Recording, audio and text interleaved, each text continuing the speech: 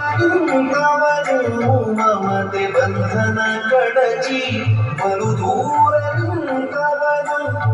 ಎಲ್ಲರಲ್ಲಿ ಅವನೊಬ್ಬ ಮುದ್ದುರಾಮ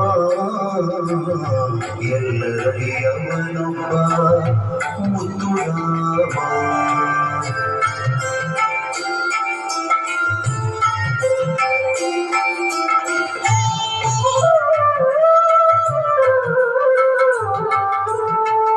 ಸಿದ್ಧನೆಂದರೆ ಯಾರು ಮನವಲೋಯಿಸದಾಗ ನೂರು ನೋವನ್ನು ಸಹಿಸಿ ನಗುತ್ತಲಿರುವಾತ ಸಿದ್ಧನೆಂದರೆ ಯಾರು